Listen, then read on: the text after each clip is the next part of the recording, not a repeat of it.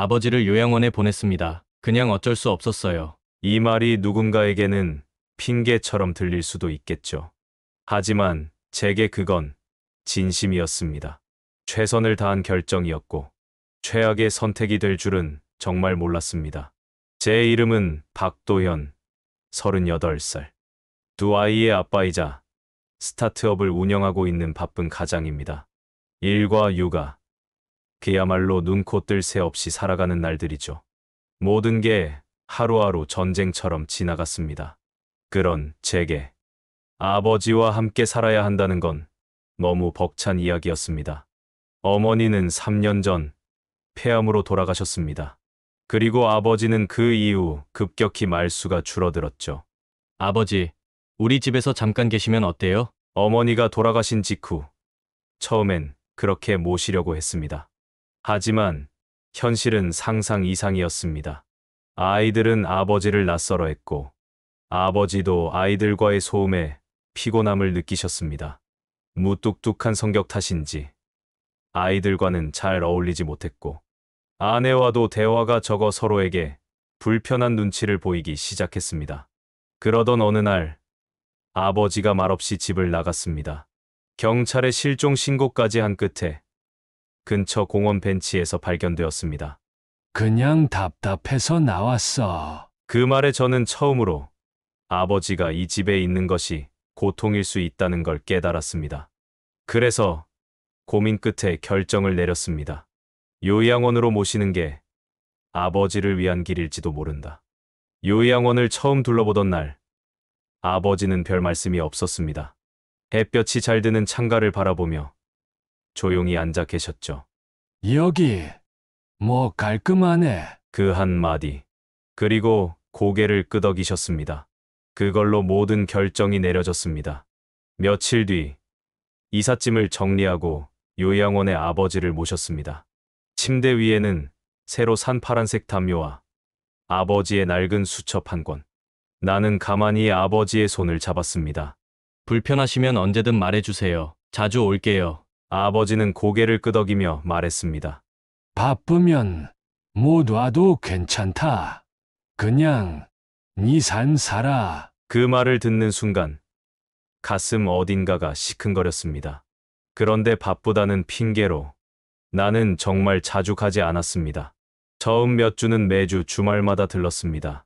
과일도 사고 손주들 데리고 가서 사진도 찍고 그때까지만 해도 잘하고 있다고 생각했죠. 하지만 회사 일은 점점 커졌고 둘째가 아프기 시작했고 아내와의 갈등도 많아졌고 결국 요양원 방문은 한 달에 한 번, 그리고 두 달에 한 번으로 줄어들었습니다. 도연 씨, 아버님은 요즘도 매일 복도끝 창가에서 혼자 계세요. 꼭 한번 오세요. 아버님 많이 기다리십니다. 요양원 간호사 선생님이 건넨 그 말이 마음에 걸렸지만 나는 그마저도 일 핑계로 넘겼습니다. 그리고 어느 날 요양원에서 전화가 왔습니다. 박도연 씨 맞으시죠? 아버님께서 병세가 갑자기 나빠지셨습니다. 그 순간 바로 차를 몰고 달려갔습니다. 평소보다 빠르게 뛰던 심장, 멀어지는 창밖의 풍경들. 나는 왜 이렇게 늦게서야 달려가고 있는 걸까? 그제야 후회가 밀려오기 시작했습니다. 하지만 그땐 이미 너무 늦은 시간이었죠. 요양원에 도착했을 땐 이미 해가 기울어져 있었습니다. 하늘은 붉게 물들어 있었고 건물 그림자는 길게 늘어져 있었습니다. 박도연 씨 오셨어요. 아버님 2층 207호에 계세요. 간호사의 목소리는 조심스러웠고 나는 한 걸음 떨리는 다리로 병실로 향했습니다. 문을 열자 창가에 앉아 있던 아버지의 뒷모습이 보였습니다. 햇살이 부드럽게 등을 비추고 있었지만 그 어깨는 한없이 작고 외로워 보였습니다. 아버지, 그 한마디를 꺼내는데 목이 메었습니다. 아버지는 천천히 고개를 돌리셨고 나를 바라보며 피식 웃으셨습니다. 왔냐? 바쁜네. 뭐 하러 왔노? 익숙한 말투. 하지만 그 말 속에 담긴 감정은 이전과는 달랐습니다. 나는 묵묵히 침대 옆에 앉았습니다. 아버지의 손등엔 주름이 가득했고 세월이 그 위에 말없이 그려져 있었습니다. 밥은 잘 드셨어요? 뭐 병원 밥이 다 그렇지. 그냥저냥 먹는다. 그 순간 간호사가 다가왔습니다. 아버님 요즘 잘 드시지도 않고요. 밤마다 창가에서 혼자 오래 계세요. 그녀는 걱정스러운 눈빛으로 나를 바라봤습니다. 나는 작게 고개를 끄덕이며 대답했습니다. 죄송해요. 자주 못 와서요. 그 말에 아버지는 고개를 가로저었습니다.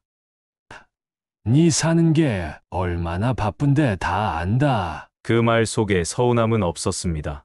그 대신 깊은 체념이 담겨 있었습니다. 요양원 생활은 내가 생각했던 것보다 외로움이 짙었습니다. 텔레비전은 늘 같은 채널. 복도엔 누군가의 기침 소리와 휠체어가 바닥을 긁는 소리. 낮잠을 자다 문득 눈을 떠도 찾아오는 사람 없는 방안. 아버지의 하루는 그런 고요 속에 흘러가고 있었습니다. 아버지 심심하시면 전화라도 주세요. 됐어. 네 바쁠 텐데 전화 끊고 나면 괜히 더 허전해진다. 그 말에 나는 그간의 내 무심함이 얼마나 깊은 상처였는지 깨달았습니다. 아버지의 방에는 한쪽 벽에 손글씨로 적은 메모가 붙어 있었습니다. 오늘도 잘 살자. 도연이 잘 되길. 나는 그걸 보며 숨을 삼켰습니다. 그토록 바쁜 나날 속에서도 아버지는 매일 나를 생각하고 계셨습니다. 그날 밤, 돌아오는 길. 차 안에서 라디오에서는 낯익은 노래가 흘러나왔습니다. 어릴 적 아버지와 함께 듣던 곡이었습니다. 그 노래를 들으며 나도 모르게 눈물이 쏟아졌습니다. 나는 아버지에게서 너무 많은 걸 받았고 너무 적게 돌려드렸습니다. 그저 죄송하다는 말 한마디로는 턱없이 부족했습니다. 며칠 후 아버지의 생신이 다가왔습니다. 나는 아이들과 아내를 데리고 요양원으로 향했습니다. 풍선도 사고 케이크도 샀습니다. 작은 병실 안에서 아버지의 생일을 축하했습니다. 아이들이 할아버지, 축하해요. 하고 외쳤고 아버지는 그 순간 말없이 고개를 끄덕이셨습니다. 눈시울이 붉어져 있었죠. 이렇게 와줘서 고맙다. 그 말이 전부였습니다. 그날 밤 아버지는 손수첩 하나를 내게 주셨습니다. 이건 이 태어난 날부터 적은 거다. 나는 조심스럽게 수첩을 펼쳤습니다. 첫 장에는 이렇게 쓰여 있었습니다. 1985년 4월 11일 도연이가 태어났다. 세상이 달라졌다. 그 한 줄에서 나는 모든 걸 이해했습니다. 아버지는 단 한 번도 나를 원망한 적이 없었습니다. 늘 내 걱정을 했고 나를 사랑했습니다. 아버지가 요양원에 들어가신 지 5년이 흘렀습니다. 그동안 나는 바쁘게 살아왔습니다. 회사의 팀장이 되었고 아이들은 중학교에 입학했습니다. 아버지는 여전히 그 요양원 207호에서 조용히 계셨습니다. 처음엔 매달 찾아갔습니다. 하지만 이달에 한 번으로, 6개월에 한 번으로. 시간이 흐르면서 내 발걸음은 점점 뜸해졌습니다. 다음 달에 가야지. 이번 주말엔 애들 학원 있어서. 그렇게 변명은 늘어났고 아버지는 늘 그 자리에 계셨지만 나는 점점 아버지를 잊어갔습니다. 아니, 외면했습니다. 그러던 어느 날 요양원에서 전화가 왔습니다. 박도연 씨, 아버님께서 오늘 새벽에 편안히 눈을 감으셨습니다. 그 말 한마디에 내 몸에서 힘이 쭉 빠져나가는 걸 느꼈습니다. 숨이 막혔습니다. 무릎이 덜덜 떨렸고 휴대폰이 손에서 떨어졌습니다. 아, 아버지. 그토록 멀게만 느껴졌던 죽음이 이토록 가깝게 다가온 것은 처음이었습니다. 장례는 요양원 측의 도움으로 조용히 치러졌습니다. 내가 떠안아야 할 죄책감은 장례식장 내내 내 등을 무겁게 짓눌렀습니다. 아버지를 위한 마지막 인사를 드릴 때 나는 무릎을 꿇고 말했습니다. 아버지 죄송합니다. 죄송합니다. 하지만 그 말조차 너무 늦은 고백이었습니다. 아버지는 이제 그 어떤 말도 들을 수 없으셨습니다.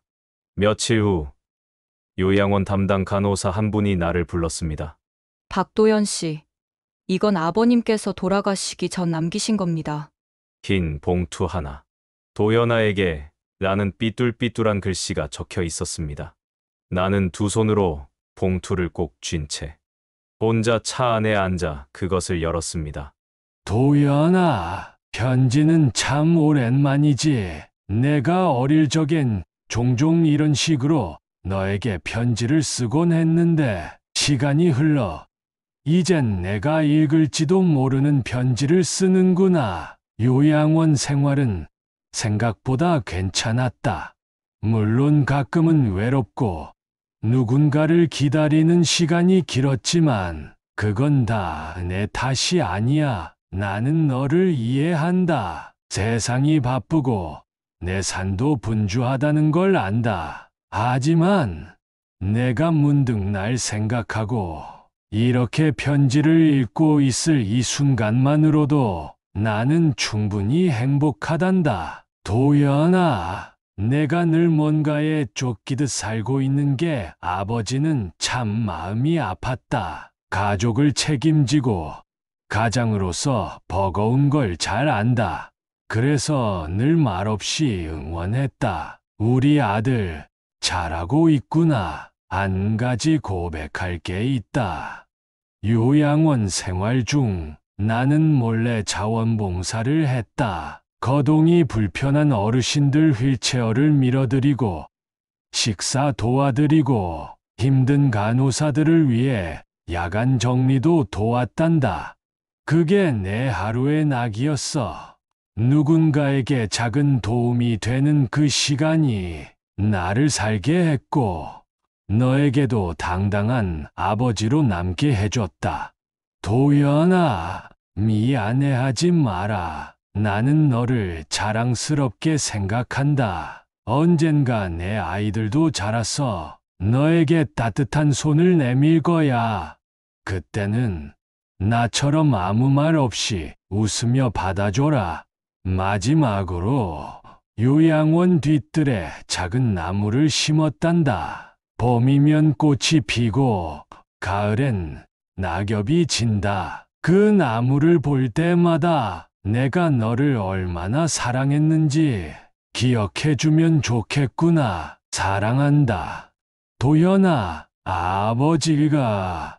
나는 편지를 손에 쥔 채 고개를 들지 못한 채 한참을 울었습니다.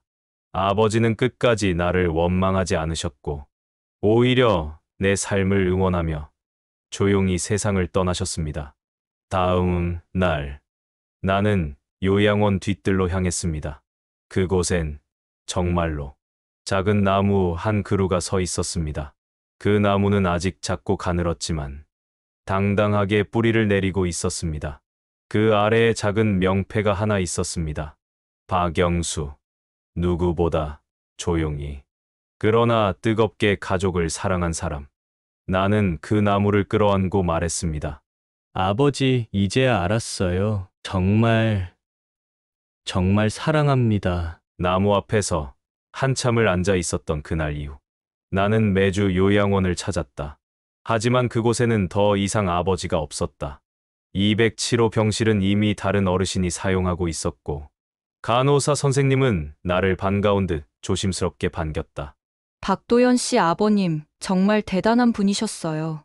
그녀는 조심스레 작은 상자를 내게 건넸다. 그 안에는 아버지가 생전에 만든 작은 노트와 사진 몇 장이 있었다. 요양원 봉사일지를 따로 쓰셨어요. 매일매일요. 나는 그날 밤 집에서 조용히 그 노트를 펼쳤다. 첫 장엔 이런 문장이 적혀 있었다. 오늘도 도현이는 오지 않았다. 하지만 괜찮다. 도현이의 하루가 평안하길. 나는 여전히 이 자리에서 아들을 사랑하고 있다. 그 노트를 읽는 내내 나는 몇 번이나 손으로 입을 막고 울음을 삼켰는지 모른다. 어떤 날은 휠체어를 미는 일을 하셨고 어떤 날은 간호사들에게 간식을 만들어 나눠줬다고 적혀 있었다. 그리고 빠짐없이 적힌 문장이 있었다. 아들에게 부끄럽지 않은 삶을 살자. 그 노트를 다 읽고 난 다음 날, 나는 아버지가 남긴 나무에 물을 주러 갔다. 그곳엔 요양원 할머니 한 분이 나를 알아보시고 다가오셨다. 아유, 그분 아드님이구먼. 당신 아버지 덕분에 우리가 참 많이 웃었어요. 아침마다 도자기 만들기 도와주고, 혼자 힘들어하는 사람들 식사도 챙겨주고, 그녀의 눈가에 눈물이 고였다. 한 번은 나한테 그러시더라고요. 자식은 바빠서 못 오는 거야. 그래도 난 자랑스러워요. 우리 아들은 나보다 훨씬 더 멋진 사람이 될 거거든요. 그러니까 아드님 아버지 걱정 안 하셔도 돼요. 참 따뜻한 분이셨어요. 그 말을 들은 순간, 나는 또 한 번 가슴이 무너져 내렸다. 그토록 외로우셨을 텐데. 아버지는 단 한 번도 원망하지 않으셨다. 며칠 후, 나는 아이들과 함께 요양원을 찾았다. 아빠, 여기가 증조할아버지 계셨던 곳이야? 응. 우리 아버지 너희 할아버지가 마지막까지 머무셨던 곳이지. 아이들에게 작고 가늘게 자란 나무를 보여주며 말했다. 이 나무는 할아버지가 직접 심으신 거래. 봄이 되면 꽃이 피고 가을엔 낙엽이 지겠지. 할아버지는 이 나무를 보며 우리 가족이 건강하고 행복하길 바랐을 거야. 딸아이가 조용히 나무를 바라보다 물었다. 아빠, 우리도 할아버지처럼 좋은 사람이 될 수 있어? 나는 그 말에 잠시 망설였지만 곧 아이의 머리를 쓰다듬으며 말했다. 그럼 우리도 할아버지처럼 누군가에게 따뜻한 사람이 되자. 그게 바로 너희 할아버지가 원하셨던 거야. 그리고 나는 결심했다. 이제라도 아버지의 삶을 이어가 보자고. 요양원, 자원봉사를 신청했고 매주 주말마다 거동이 불편한 어르신들의 식사를 도왔다. 그 일이 누군가에겐 사소해 보일지 모르지만 나에겐 하나의 속죄이자 사랑의 실천이었다. 시간이 지나면서 나는 주변 사람들에게도 종종 말했다. 부모님은 살아계실 때 자주 보세요. 아무리 바빠도 그분들의 하루는 기다림으로 채워지거든요. 그 말은 곧 내 가슴을 향한 말이기도 했다. 아버지의 일주기가 되던 날, 나는 아이들과 함께 요양원 뒤뜰을 찾았다. 작은 나무는 이제 제법 자라 있었다. 어린 가지들의 새잎이 돋아나고 있었고 나무 아래에는 작은 화병과 편지를 놓았다. 아버지, 이제서야 알겠어요. 당신이 얼마나 외로웠고 얼마나 조용히 저희를 지켜보셨는지를요. 죄송합니다. 그리고 감사합니다. 당신의 아들로 살아갈 수 있어서 정말로 행복했습니다. 그날 나무 아래 놓아둔 편지를 쓰고 난 후 나는 마음 한구석이 묘하게 편안해지는 것을 느꼈다. 아버지에게 그토록 말하지 못했던 사랑합니다. 죄송합니다. 그리고 감사합니다라는 세 마디를 비로소 진심으로 전할 수 있었기 때문일 것이다. 하지만 그날 밤 나는 꿈을 꾸었다. 낯익은 공간, 낡은 정원 의자, 그리고 그 위에 앉아 있는 아버지. 햇빛이 따사롭게 내리쬐는 가운데 아버지는 변함없는 미소를 짓고 계셨다. 나는 꿈속에서 무릎을 꿇고 울며 말했다. 아버지 너무 늦게 알아서 죄송합니다. 이렇게나 많은 사랑을 주셨는데 전 왜 몰랐을까요? 아버지는 아무 말 없이 내 손을 꼭 잡으셨다. 그리고 단 한마디만 남기셨다. 이제 알았으면 됐다. 그리고 잘 살아라. 내 아들. 그 순간 나는 눈물을 쏟으며 깨어났다. 어둠 속 벽식의 초침 소리만이 방 안을 가득 채우고 있었다. 하지만 내 마음속에는 따뜻한 온기가 감돌았다. 아버지는 이제 진짜로 떠나셨구나. 그리고 나는 그제서야 아버지의 사랑과 작별을 받아들일 준비가 되어 있었다. 그날 이후 나는 변했다. 형식적인 전화가 아닌 진심이 담긴 말로 아이들과 더 자주 대화했고 아내와 함께 부모님 묘소를 찾아 인사를 드렸다. 매주 요양원 봉사도 계속했다. 그리고 어느 날 요양원 원장님이 내게 조용히 말을 건넸다. 도현 씨, 아버님이 살아 계실 때 말씀하셨던 게 있어요. 내 아들이 언젠가 여길 다시 찾게 될 겁니다. 그땐 그냥 지나치게 하지 마세요. 그 애는 따뜻한 아이니까요. 나는 그 자리에서 또 한 번 눈시울을 붉혔다. 내가 자책만 하며 살아왔던 그 시간에도 아버지는 변함없이 나를 믿고 기다리고 계셨던 것이다. 아버지의 유품 중에는 손수 정리해둔 유서도 있었다. 거기엔 이렇게 적혀 있었다. 내 인생은 결코 외롭지 않았다. 사랑하는 아내가 있었고, 내 자식들이 나보다 더 좋은 세상을 살아갈 수 있도록 키웠으니, 그걸로 나는 충분히 행복했다. 도연아, 미안해하지 마라. 널 사랑했던 시간, 단 한순간도 후회하지 않았다. 나는 그 편지를 접으며 이제야 아버지를 보내드릴 준비가 되었음을 느꼈다. 진짜 이별은 마음을 정리하고 나서야 비로소 찾아오는 것이다. 그로부터 1년 후, 나는 아이들과 함께 매년 아버지의 나무 아래 편지를 쓴다. 증조할아버지, 아빠가 올해도 봉사했대요. 증조할아버지, 저도 나중에 착한 어른이 될게요. 아이들의 천진한 목소리 속에 아버지가 미소 지을 것만 같았다.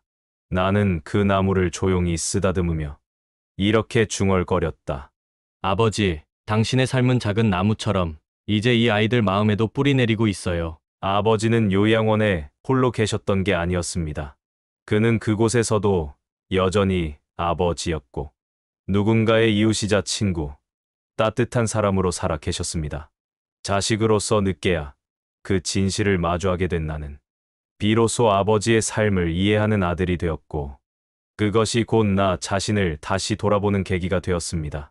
부모님의 뒷모습은 우리의 앞날입니다. 누군가는 말합니다. 시간은 누구에게나 공평하다고. 하지만 가족과 함께할 수 있는 시간은 결코 공평하지 않습니다. 우리가 바쁘다는 이유로 미루는 그 하루하루가 누군가에겐 마지막 인사일 수 있습니다. 아버지는 아들에게 원망하지 않았습니다. 끝까지 믿고 끝까지 기다리며 사랑하는 마음을 잃지 않았습니다. 이제 우리는 알아야 합니다. 늦기 전에 말하는 용기, 고마워라는 한마디, 그리고 사랑해요라는 마음이 얼마나 큰 위로와 선물이 되는지. 무심코 지나친 부모님의 한숨, 무심코 넘긴 전화 한 통, 그 작은 것들이 언젠가 가장 큰 후회가 되지 않도록 오늘, 지금 이 순간부터 마음을 내어야 합니다. 아버지가 그랬듯 우리도 언젠가 누군가의 부모가 되고 누군가의 기억 속에 남게 될 사람입니다. 그렇기에 오늘도 누군가에게 기억될 만큼 따뜻한 사람이 되어야 합니다. 부모님의 희생과 사랑이 있었기에 지금의 내가 있다는 사실, 그 단순하고도 명확한 진리를 절대 잊지 말아야 할 것입니다.